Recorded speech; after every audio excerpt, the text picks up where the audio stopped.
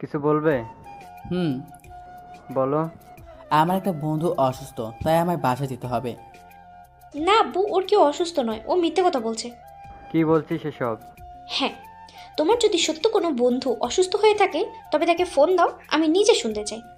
এরপর আমি আমার বন্ধুকে ফোন দিলাম এবং লাউড করে শ্বশুরমশাইকে কথা বলতে দিলাম। ও সালাম দিল। এরপর আমি যা যা বলতে বলেছিলাম ও তাই কপি করলো। এ তো সত্যি বলছে। তুই শুধু জামাইকে মিথ্যা বললি। তোরা যা। আমি একা যাই, উনি না হয় পরে যাবে। আচ্ছা। এরপর আমি তাড়াতাড়ি করে ব্যাগ নিয়ে গোটু বাড়ি। আমার ধারণাটা সত্যি। বিকেল হতে না হতেই আমার জ্বর সর্দি কাশি এসে হাজির, মনে হয় দাওয়াত করে রাখছিলাম। তোর তো ভালোই জ্বর আসছে। হুম। বৌমাকে বলবো? ও একটু বাবার বাসায় ঘুরতে গেছে, থাক না। আর তুমি তো আছোই। আচ্ছা ঠিক আছে। পরের দিন সকালবেলা দেখি নীলাদি বাসায় যে হাজির।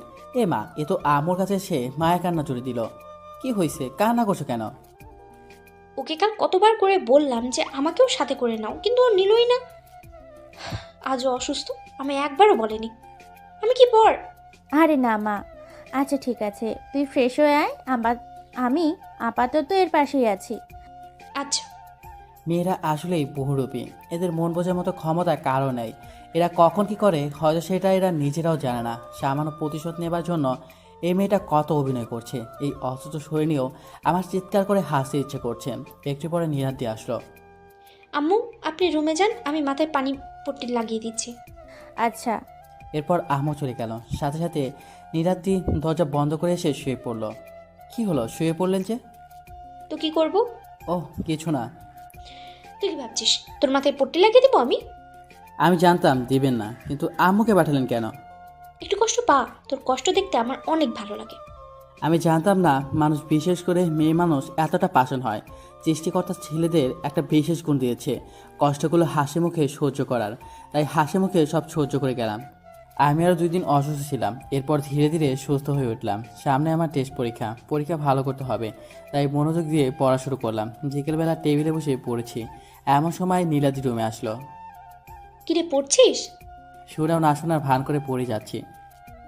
বাবা, এত মনোযোগ, কানে কথাই যাচ্ছে না। কিছু বলবেন? কি আর বলবো। তাহলে প্লিজ আমাকে বিরক্ত করবেন না, আমি একটু পড়ি, সামনে পরীক্ষা। যতই পড় না কেন, রেজাল্ট তো ওই ফেলই আসবে। তাই? তাছাড়া আবার কি, ফেল ছাড়া পাশ করতে পারবি না। সেটা রেজাল্টই দেখা যাবে। এরপর নীলাদি রান্নাঘরে গেল। বুঝলাম না এই মেয়েটি কি করতে চাচ্ছে। আম্মু আব্বুর কাছে লক্ষ্মী মেয়ে হয়ে গেছে অলরেডি। আজ জানতে চাইবো ওনার আসল মতলবটা কি। রাতে খাওয়া দাওয়া করে এসে পড়তে বসলাম। সারাদিন পরে কি লাভ, রেজাল্ট তো ওই ফেল। হুম, তাই মনে হচ্ছে। একটা কথা বলি? বল। আপনি আমার সাথে বাজে ব্যবহার করেন, আর আব্বু আম্মুর সাথে ভালো ব্যবহার করেন কেন? ও, এই কথা। হুম। এটা জেনে তোর কি দরকার? খুব জানতে ইচ্ছে করছে। ওকে শোন, তবে আমি তোর লাইফ হেল্প করতে এসেছি, তো ওনাদের কেন ক্ষতি করব? ওহ আচ্ছা। আর ওনারা অনেক ভালো। জানি। এ কি, লাইট বন্ধ করলেন কেন? আমি ঘুমাবো। তো ঘুমান, তার জন্য কি লাইট বন্ধ করতে হবে? লাইট জ্বলছে, আমার ঘুম আসে না। ওহ আচ্ছা, রোজই তো দেরি করে ঘুমান। তো না মানে, তাহলে আজ এত তাড়াতাড়ি ঘুমাচ্ছেন যে? আমার ঘুম পাচ্ছে, আর এটা আমার ইচ্ছা, তোরটাতে কি? না কিছু না, আপনি ঘুমান। এরপর আমি বেলকনিতে গিয়ে লাইট জ্বালিয়ে পড়তে শুরু করলাম। একটু পরে নীলাদি আবার বেলকনিতে আসলো। কি হলো, ঘুমাননি? ঘুম আসছে না। সে কি, একটু আগেই তো বললেন আপনার ঘুম পাচ্ছে। তখন পাচ্ছিল, বাট এখন পাচ্ছে না। ও। আর তুই আমায় কেন বলছিস? তুই আমায় বলার কে? আমি বলার কেউই না। কি? তুই কে আমার? ভুলে যাবেন না, আপনি আমার বিয়ে করাবো। হাসার কি কিছু বললাম? বউ? কার বউ? আমার বউ। কে তোর বউ? আপনি। ছোট লোক, আবার স্বপ্ন দেখে আমায় বউ করার। মানে? আমি তোকে বিয়ে করেছি শুধু তোকে এটা বোঝাতে যে আমার সাথে লাগতে আসার পরিণাম ভালো হয় না। তাই? কি করবেন আপনি আমার? তোর জীবন থেকে হাসি সুখ সব মুছিয়ে দেব। প্রার্থনা করেন সফল হলেও হতে পারেন। সফল তো আমি হবই। এত কনফিডেন্স? অবশ্যই, কারণ আমি কখনো হারতে শিখিনি। এই জন্যই তো আপনি জীবনের প্রকৃত সুখটা উপলব্ধি করতে পারেননি। মানে? মাঝে মাঝে নিজে হেরে গিয়েও অন্যকে জিতিয়ে দেওয়ার মধ্যে একটা সুখ থাকে, যা হাজার জয়ের আনন্দকেও হার মানায়। তোর প্রবাদ তোর কাছেই রাখ। বাঙালি কখনো ভালো কথা কানে নেয় না, এই জন্য দেশের কোনো উন্নতি নেই। তুই বলতে চাচ্ছিস তোর কথা শুনে আমি তোকে ক্ষমা করে দেই? আমি ক্ষমা চাইলেন আপনি ক্ষমা করবেন? মানে? আমি তো কোনো দোষ করিনি, আমি প্রতিবাদ করেছি, আর প্রতিবাদ করা কোনো দোষ নয়। তোকে এমন শিক্ষা দিব যে জীবনেও কোনো মেয়ের দিকে তাকাতে সাহস পাবি না। আমি এমনিতেই তাকাই না। এই, তোর মুখ থেকে এই মুচকি হাসি আমার একদম সহ্য হয় না। তাতে আমার কি, আমি তো এমনই। ধুর, তোর সাথে কথা বলে অযথাই সময় নষ্ট না করে ঘুমাই আমি। আপনি তাই করেন, আমিও শান্তি করে একটু পড়ি। তুই মরটাতে আমার কি? আমি বললে আপনি বিধবা হবেন। তুই যদি আর আমার সামনে এভাবে হাসিস তবে মুখ সেলাই করে দিব। আমি আপনার জন্য তো আমার স্টাইল চেঞ্জ করব না, তাই না? ধুর, তোর সাথে কথা বলাই বেকার।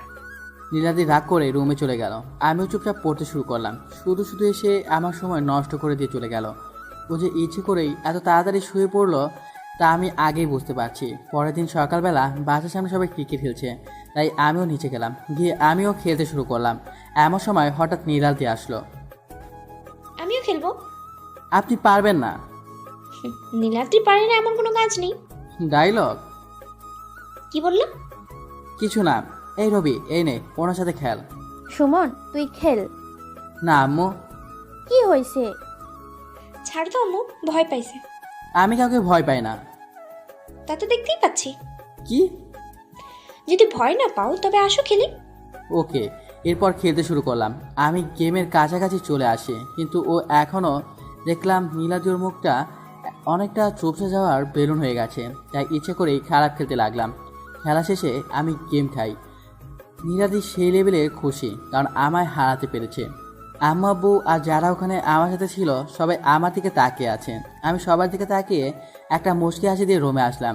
একটু পরে নীলাদিও আসলো। আমি জানি এখন উনি লেকচার শুরু করবেন। কিরে, দেখলি কিভাবে তোকে হারিয়ে দিলাম? হুম। তুই আগেই জানতে পারবি না, তাই প্রথমেই না বলেছিলি, তাই না? হুম। যেটা পারিস না সেটার আশেপাশে ঘুরিস কেন? এমনি, যদি কিছু শিখতে পারি। তোর লজ্জা নেই? কেন?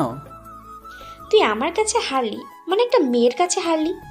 তো তো মানে তুই তবুও মুচকি হাসছিস? তো কি করব? তুই ছেলে হয়ে একটা মেয়ের সাথে হারলি, তোর লজ্জা পাওয়া উচিত না? কেন, ছেলে কি মেয়ের কাছে হারতে পারে না? মেয়েরা কি মানুষ নয়? তারা কি ভালো খেলতে পারে না?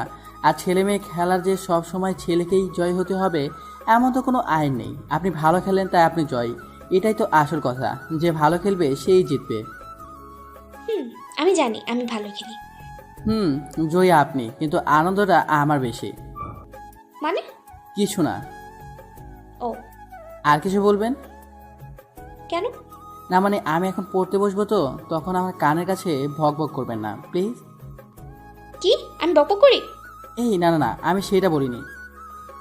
তুই সেটাই বলছিস। তুই শুধু একটু দাঁড়া, তারপর দেখ তোর কি হাল করি। সেটা পরে দেখা যাবে। শুধু অপেক্ষা কর একটু। ওকে। নীলাদি রাগ করে বাইরে চলে গেল। আমিও হাফ ছেড়ে বাঁচলাম। এবার শান্তি মতো একটু পড়তে পারবো। নীলাদি রাগ করে বাইরে যাওয়ার একটু পরেই আবার রুমে আসলো। এসে চুপচাপ বসে আছে। কি হলো? কিছু না। এমন ফুলটুস হয়ে গেলেন কেন? এমনি। কার কাছে বিচার দিলেন? দেইনি।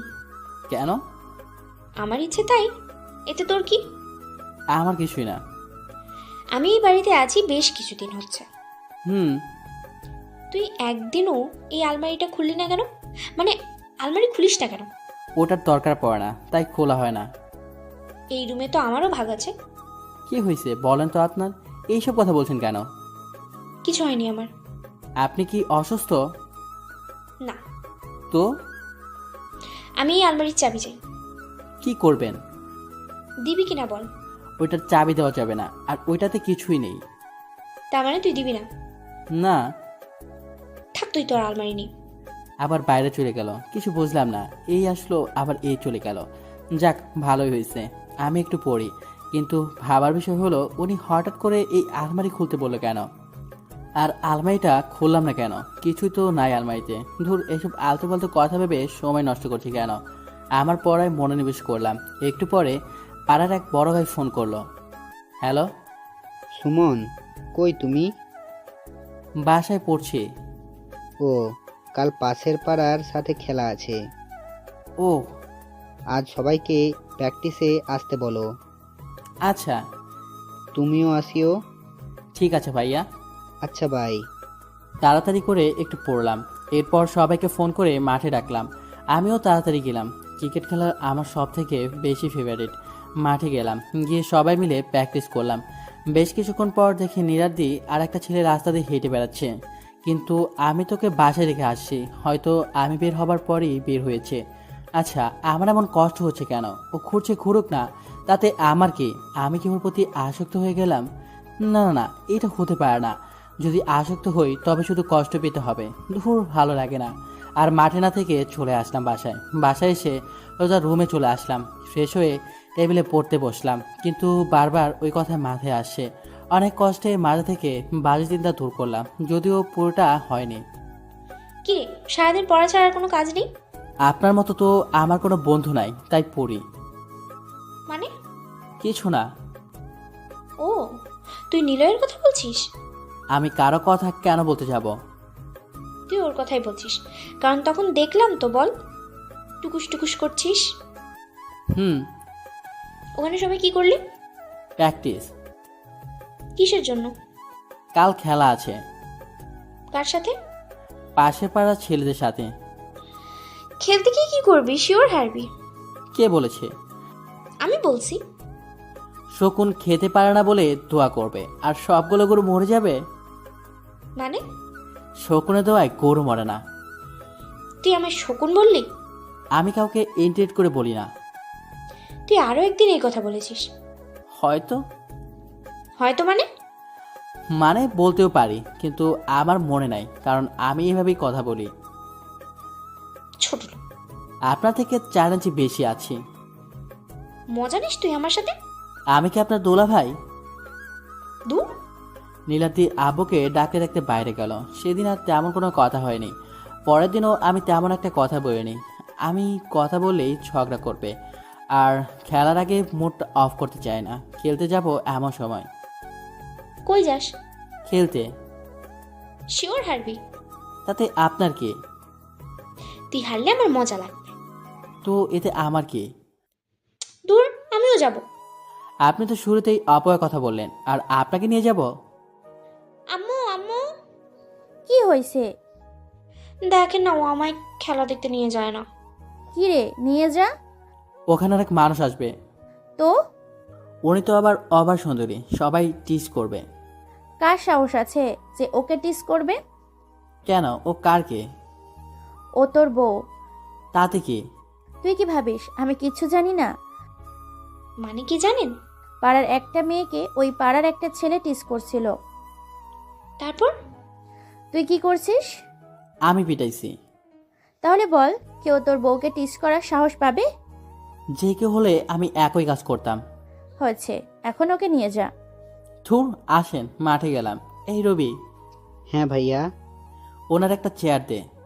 কে, ভাবি আসছে? চেয়ারে না ভাবি, আপনি সোফায় বসেন। না থাক। আরে আসেন তো ভাইয়া, আমি ভাবিকে নিয়ে গেলাম। আচ্ছা। আচ্ছা রবি, তোমার ভাইয়া কি মারামারি করে? কই না তো। তাহলে যে শুনলাম ও পাশের পাড়ার এক ছেলেকে মারছিল। ছেলেটা দোষ করছিল তাই। ও, এই রবি, মালটা কে রে? যদি জানতে পারিস কে উনি, তবে মা বলতে সময় পাবি না। আরে যা, সুমন গতবার মারছিল বলে কি এবারও? জমের নাম মুখে নিস না। মানে? উনি ভাবি, সুমন ভাইয়ের বউ। ভয় পায় নাকি? তুই কিছু বলিস না ভাই, অভ্যাস চেঞ্জ কর। ওকে। রবি কি বললো ছেলেটা? কিছু না ভাবি। ও, সুমন খেলতে পারে? পারে বলেই তো আসছে। আর উনি যেটা পারে না সেটার ধারের কাছেও যায় না। আর উনি তো দলনেতা। ও, কিছুক্ষণ পর খেলা শুরু হলো। গত কয়েকবারে ওরা একবারও জিততে পারেনি, এবারও পারলো না। টপি নিয়ে বাসায় আসলাম। যে কোনো টপি আমার পাশে থাকে। নীলাদি আমার সাথে আসলো। আমি এসে আলমারিটা খুললাম, খুলে টপিটা রাখলাম। আর দাঁড়া, ওটা বন্ধ করবি না। কেন? আমি দেখবো ওটার ভিতরে কি আছে। কিছুই নেই তো। তবুও দেখবো। ওকে, দেখেন। তুই র্যাকেটে আন্তর্জেলা চ্যাম্পিয়ন? ওটা আমার না তো। এই জন্য আম্মু সকালে বলল বইয়ের প্রতি কি দরদ, বউকে জিতিয়ে দিল। আমি তো আপনাকে জিতিয়ে দেইনি, আপনি তো নিজেই ভালো করে জিতলেন। ও, তাও ঠিক। হুম। তাহলে এটা কার? আমার এক বন্ধুর। তোর কাছে কেন? ও দিছে রাখতে। এই ল্যাপটপে কি? কিছু না। তাহলে এটা এখানে কেন? গরিব মানুষ, একটা ল্যাপটপ কিনেছি অনেক কষ্ট করে, তাই যত্ন করে রাখছি। ল্যাপটপও চালাতে জানিস? একটু একটু। ওটাই তোর জন্য অনেক। হুম। হুম। এইভাবে কিছুদিন কেটে গেল। নীলাদি ভার্সিটি ভর্তি হলো। আমারও পরীক্ষা শেষ। আমিও এখন অনেকটাই ফ্রি। তাই আব্বু বলেছে রোজ নীলাদিকে দিয়ে আসতে আর নিয়ে আসতে। আমিও তাই করি। রোজ অনেক মজা করে ওরা। আমি শুধু দূর থেকে দেখি, হয়তো আমায় নিয়েই মজা করে। কি রে নীলাদ্রি, ওটা সুমন না? হুম। কলেজে তো ওরে সেই জ্বালাইছি। হুম। ও এখানে কেন? আমার বডিগার্ড হিসেবে রাখছি। কি বলিস, এত কিউট একটা ছেলেকে কেউ বডিগার্ড বানায়? তো বর বানায়। তুই বানা গিয়ে। ওকে, তোরা থাক, আমি একটু কথা বলে আসি। তোর যা চয়েস। এখন যাবি ওই ছোট লোকটার সাথে কথা বলতে? হুম। যা ভাগ। আমি বাইকের উপর বসে আসি, সে সময় আসলো। হাই সুমন। হাই।